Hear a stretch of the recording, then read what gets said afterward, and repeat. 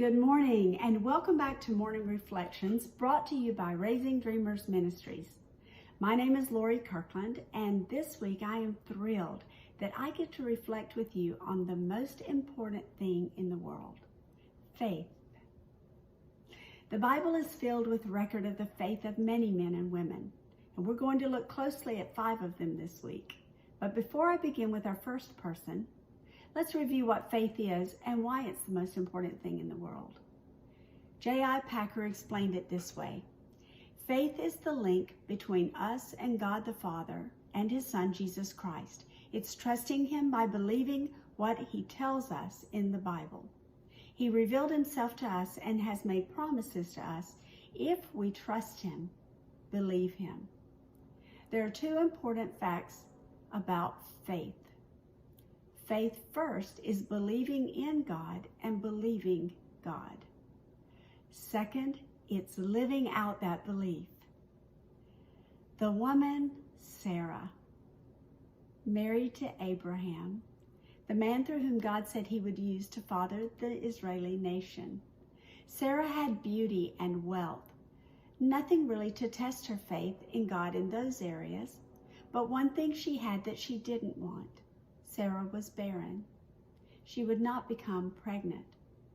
Well, how could God father a nation through her husband if they had no children? Yet God told Abram He would build the nation through him. Sarah trusted the Lord. She believed Him. But as the years passed and still no child, her hope began to fade. Doubt and fear started to creep in. From her view, every year her old age increased.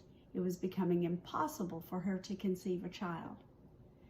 Every now and then, God would tell Abram again that Sarah would conceive a child. And even though she laughed at the idea of having a child in her old age, the Lord reminded her again who He was when He asked Abraham, "Is anything too hard for the Lord?" And it would renew Sarah's hope.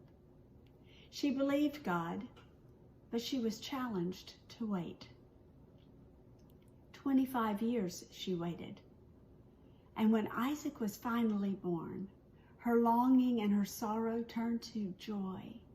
She rejoiced that God did as He said He was going to do. Don't you love it when God does what He says and you get to see it? Nothing is impossible with God. He has the perfect view, because He designed the perfect plan. Is your faith being challenged in waiting? Is the Lord testing you in an area that you must trust His word?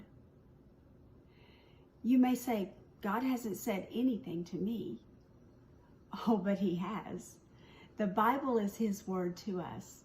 He tells us to have faith in Him and to follow what we know to be true. His word is truth. Follow it. Until tomorrow, have a good afternoon, and I'll see you tomorrow.